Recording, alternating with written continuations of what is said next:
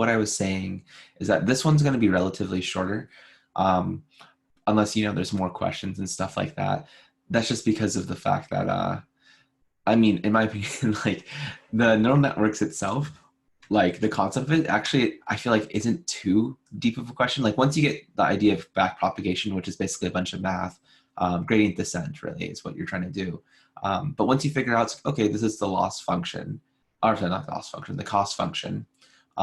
You figure out basically this is how it's created. You find the derivatives, and once you basically find the derivatives, which basically are like three different parts, the derivative with respect to what's it called, of the weights with respect to the bias. Those parts, basically you combine them together to form your full derivative, and then you perform back propagation. So what's kind of nice is that like it's almost like a formality, not a formality, I don't know if that's the best word, but like building your neural networks, specifically the back propagation from scratch, which I believe Learn does like it's somewhere in section 40. So it's like basically, oh, build it from scratch. But in reality, most time as a data scientist, depending on your role, but like if you're not a complete researcher, most time you're not building it from scratch. Most time you're using other implementations, which is what we'll talk about today, like with Keras. And most of the time, like again, like you're not building it completely from scratch because in order to do it really efficiently, you could technically do it in Python, what you do it in Learn. But in reality is that if you want to do it like really well, you want it to be fast. You want to do the calculations very quickly, forward propagate, backwards propagate. And a lot of that ends up being optimization, which is closer to more computer science. Like in the sense that you would have a software engineer who would be more familiar with, what's it called? With the C, basically like C, C++, something, Lua, I think sometimes is used. Things basically that are really, really fast and efficient and talking about memory spaces and all these different things. So it's kind of like one of those things like, okay, like if you could technically do in Python, but it would be relatively slow compared to what you can use. NumPy does kind of help along with that because it does allow you to basically dive into the underbelly of like the C part. But most of the time, like from my experience, is that you'll be using some other package that's already implemented this for you. So you don't have to worry about saying, oh, you don't have to worry about how the C goes through. When you do production, so a lot of times in data science, most of our language, most of the stuff we do is going to be in Python. You can use other languages, but Python tends to be the most popular one right now. Probably will be for quite some time. But when we export it to like a product, like say, okay, you develop this, model, you develop the systems, like, okay, cool, now we actually want to use this machine learning model in some kind of product of some sort, like with the business or enterprise. Usually that's exported out into C. And usually that's done with the help with another machine learning engineer, or it could be done by you. They're making it easier and easier to do these kind of things, to export it out. The times that it really matters is when you have, what's it called? When you have something that, like you're doing research, you're basically doing something completely new or trying to modify the actual algorithm itself. These are the kind of things that you would do. But like for practical space, we're like, you wouldn't recreate a screwdriver to screw in a screw. You would just pick up a screwdriver from the hardware store. That's essentially what we're doing. There's some advantages of making your own screwdriver. You can make it perfect exactly how you want it. But for most cases, you don't need that. You just need to get a screwdriver to screw it. Okay, cool. So I'm going to go ahead and let's see here. I'm going to kind of go back to a little bit what we had talked about before. So I remember when I was introducing neural networks in general, and I'm actually just going to open this up and share my screen because it's easiest that way. Where are you? Okay, so I should see my, oops, resized the window the wrong way. Okay, so this is just from last time, from yesterday. And of course my windows all went away. Here. Okay, so this is just from yesterday, but just kind of want to go through is that the way you can kind of think of the neural network whenever you're essentially training it, which basically when we say we're training it, what does that really mean? It really means we're basically adjusting the weights and the biases of each of these connections. Again, when we say train to, that means the structure is already put in place. You have to decide on the structure, which is probably the hardest part of like, not the hardest part, but like trying to figure out what exactly the structure should be. And to be honest, there's not necessarily like, oh, you should definitely do it this way. There are some research to say like, what kind of different structures and how many layers and how many nodes you should have to have a good system. But basically, there's not a clear definition. A general rule basically is that the more complexity you have, the better it can explain complex data, which makes sense. If your data is really, really simple, you don't need that huge of a complex model. However, as you get more and more complex, well, okay, a complex model can always essentially theoretically can always solve any problem. However, the drawback when you have a high complexity model is that each one of these, like if you imagine right here, we only have 4 nodes in 2 different layers. If you had it really, really complex, well, each of these nodes has to take each of these inputs. So it's a lot of calculation going through, not just going forward, but when you go backwards is where most of the calculation goes through. So as you get higher and higher complex models, it can actually slow down your model significantly, whereas the point where, yeah, sure, technically, if we had enough time and enough computing power, you could solve any problem. But if it's too complex, which it can solve, it just will take way too long for it to be useful. So this is where it almost feels like the art over the science is understanding okay, how complex do I need to make this? And when you have a model saying, okay, how can I adjust these neural network models to do even better? So that's kind of the trade-off we always do. But again, all you're doing essentially is multiplying these numbers and putting it into here. That's what the computer's doing. And then for back propagation, essentially what we're doing is we're using the gradient descent with basically the shape of the cost function, so the derivative of the cost function, which is all these partial derivatives you'll see in learn. But basically you use those derivatives to figure out from gradient descent how to adjust those weights and those biases for each one of these, essentially each one of these lines. And so that's what takes a long time, okay? But going back though a little bit is that we also talked about an activation function. So you can kind of think of this basically is that there's some number here, it passes through some weight, basically some linear, what's it called? A multiplication by a number and then addition by the other numbers, basically all these arrows, and get one new number, and you would do an activation function. An activation function really says, all right, how much of this value should it matter? Do we actually use this or not? And this is where actually the activation numbers can actually be a really, activation functions can actually be a big deal on how your neural network performs. So I'm going to show you a little bit of that. So we kind of talked about what an activation function is here. I don't know why this isn't right here. So there's 4 main ones that, there's actually a 5th one that the curriculum does talk about, which is the inverse tangent. But we're gonna not worry about that one too much. Basically, it's the same thing as the hyperbolic tangent. Maybe it's just a slightly different curve. But talk about okay, if we have all these activation functions, what are the advantages of each one? So going first to, I guess I don't need this part. This is arctan. What do I have there? Okay. So we have our sigmoid function. So a sigmoid function, and I'll kind of show you what the visualization is right now. Oops, I need to actually run this part first. There we go. Okay. So our sigmoid function is this in red, and the sigmoid function is probably the most common one used. It's most traditional. It's kind of considered old school because we found there's other activation functions that do a really good job. So what's nice about the sigmoid function is that we actually have a very clear 0 and 1, basically classification, and there's a small area right here that actually what's it called? It's an in-between part. So this kind of allows us to have oh yes, it's I guess the simplest one would be the step function, but it allows us to actually have a little bit of wiggle gray room. Okay, so our advantages again are just essentially it's really intuitive. It's most commonly used, so you'll see it the most times because it's just been around for so long. However, there's actually a big disadvantage to this one, which is why we actually end up using some other activation functions. And in the blue, the derivative is in the blue is a derivative right here. And you can see right here, the derivative is we actually have some value here, but as we get closer to the tails, to basically the left and to the right, you'll see that it drops down to 0. And this actually can be a real big issue in gradient descent. And so if you think back on gradient descent and what causes, what's it called?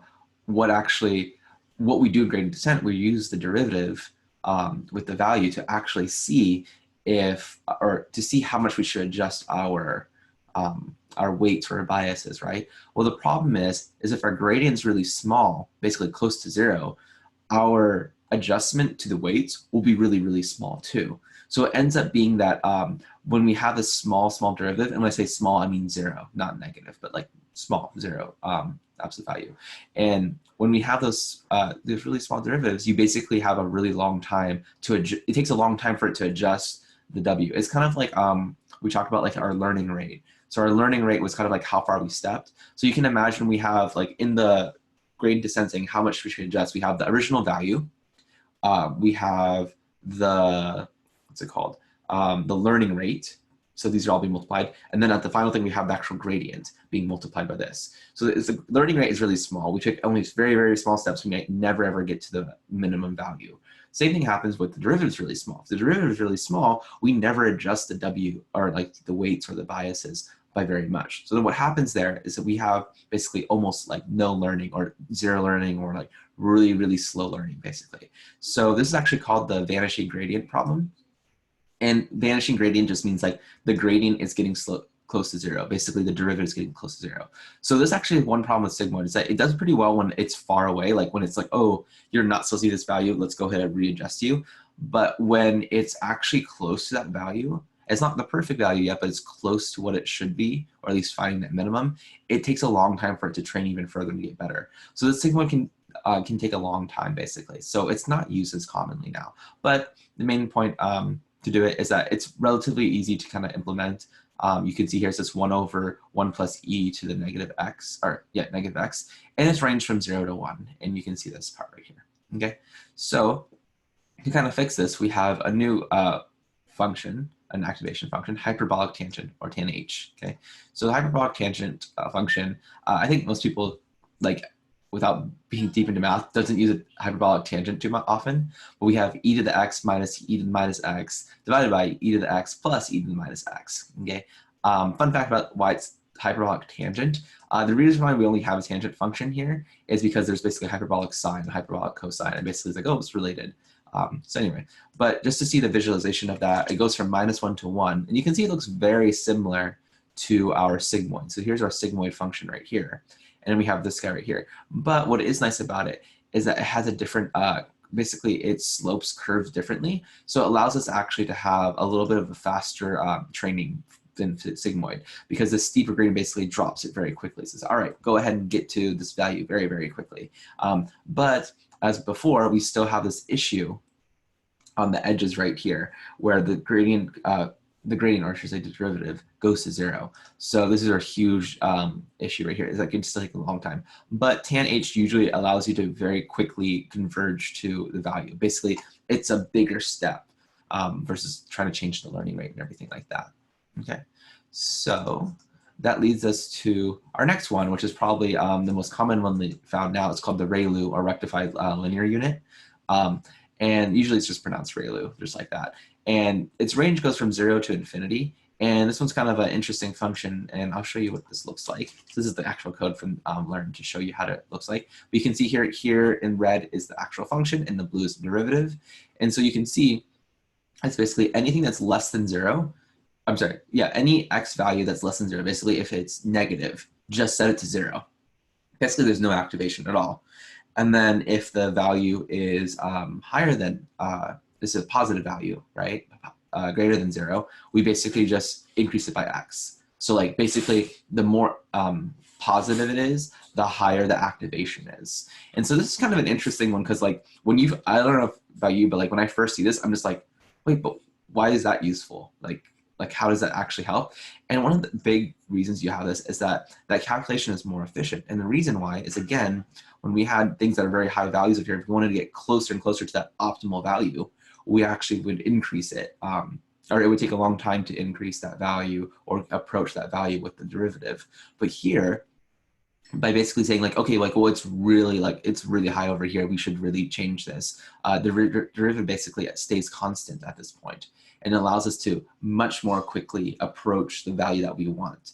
And then when we get to 0, basically it stops. So it allows us, again, like to just specify more of that positive action on there, versus like where the tanh and sigmoid basically have that vanishing gradient problem. There's a disadvantage though. You might be able to see it, is basically this part right here. It goes straight to 0. So the problem with that is that we have this 0 part. So if it's on the negative and it can take a long time for it to train, basically we're just saying, oh, that's no good. We're not saying how bad is it. And that can kind of be an issue where we're like, okay, like it's really bad, but it's taking a long time for it to actually proceed forward. So this is one of the issues with ReLU. However, one thing like I said, is more efficient to train. One reason why is that basically if it's negative, you just set it to 0. You don't have to do any extra calculation. You essentially just say, all right, it's 0, which for computers, it's a little rough. We're actually writing it in this case, because basically it's an if-else statement, but because it's for a computer, basically the computer is going to ignore it and just say, okay, it's 0, and don't do anything with it. So this is really easy to optimize. So it's very, very quick, but it does have that slight advantage or disadvantage. ReLU tends to be one of the more common ones used now. Like I think most people, I think most in Kaggle competitions end up actually using ReLU. But this brings us to a leaky ReLU. Basically, it's an improvement to the rectified linear unit. And you'll see right away it's the range. Instead of going from 0 to infinity, we actually go from negative infinity to infinity. And so the way we do this, basically, the positive part stays the same if x is greater than 0. But we actually have the negative part, negative c times x. This guy right here basically allows us to account for, basically fix this part that's just 0. So we actually have a slight negativity right here, basically. If you're negative, basically you're punished more, but not as much as this one. And this allows us to kind of like really focus in on saying, well, we don't like, it's like, yeah, it's bad if you're like not even close to the value, but when you're close to it, we really want to start training and make you optimize to that level. So this again allows you to train a little bit faster. However, you do, well, okay, yeah, so we help with the training speed, right?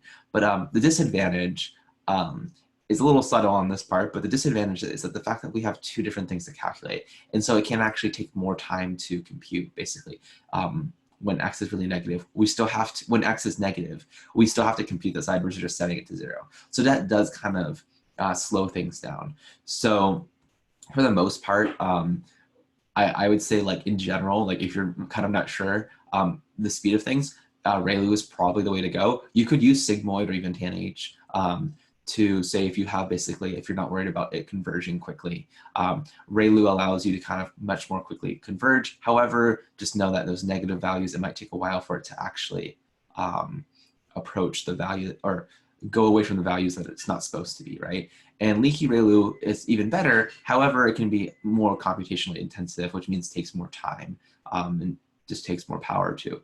You could always feed it more hardware, like essentially to train your system better. But of course, you can't necessarily do that every time. And plus it takes longer. So even with the same hardware or advanced hardware, you could have trained like 4 models versus like, I'm just making some numbers up, but 4 models versus just like 1 model for a leaky ReLU.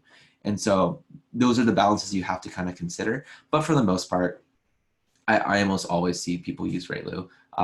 Using Sigmoid, if you just want to test it out, basically, just because it's so common, it's just probably like just the default, I think, for most things. But again, ReLU is probably what we actually see. Okay. So any questions, Assad, you might have? Not really. Again, I feel like once they go through the math and like I get the concept of the graphs and like what's beneficial and what are the downfalls, but I think the math I would definitely have to just look over again. Yeah, and that's the thing. It's kind of interesting. Like the math, like once like basically you just define the function and you just basically define, like you can see here, this is really the function. It's like, okay, just return that. In this case, we actually have the derivative here too, which is useful for if you're trying to find like the gradient, like basically do back propagation by hand. For the most part, is that when we use a package like we'll see in Keras, if we say, oh, we're going to use ReLU or Sigmoid or whatever, the package actually can figure it out for us. Like we don't have to do the derivative ourselves, but it's good to know what the advantages are from the shape of the graph already. And these are not the only ones. There are other different, activation functions. These are just probably the most common ones you'll see. And they have advantages and disadvantages. And I'm sure you can find lots of papers of talking about, like, in what situations they would make more sense here. And a lot of times, honestly, it takes a little just like tweaking around. Sometimes you have an intuition and have an idea, but you just try it out and see what works well. And that just comes with time and practice.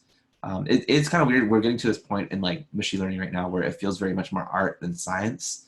And part of it is just because there's so many little factors that it's hard to tell which one's going to affect what. There's no hard and fast rule. So that's kind of the thing with activate. Like this is kind of like just a small piece. Like if you think about the activation function, it's only one part of like the whole network itself. The whole network, you have to decide how to build the network and say, what is it going to look like? That's a whole different kind of story too, and that can be just as complicated. So, okay, cool. So that's our activation function. Like hopefully it feels pretty straightforward, like you said. Just yeah, it's like one piece of the puzzle, so I get the whole idea.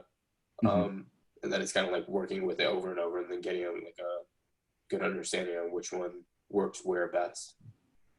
Yeah, and there's kind of one of those weird parts where it's like, oh, it takes practice to see which one works best, but also you have intuition of saying, okay, well, this one, for example, sigmoid has a more gentle curve, when it's going up, when it's doing its derivative, basically. So you'll have like more like subtle, like not subtle, smaller changes or like smoother changes versus hyperbolic tangent, which will approach the value much quicker.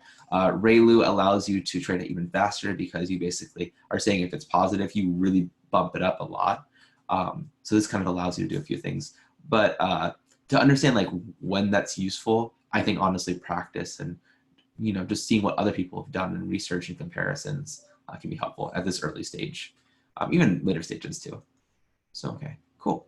So that's activation function.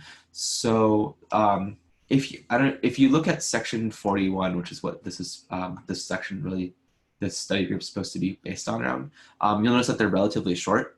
And like I said, I feel like it's because neural networks, like it sounds very intimidating and like the mathematics is pretty intimidating, but once you understand the mathematics, it's actually pretty interesting, like how simple it is to implement. The point though is saying like, how do you implement it and make sure how do you make it more efficient?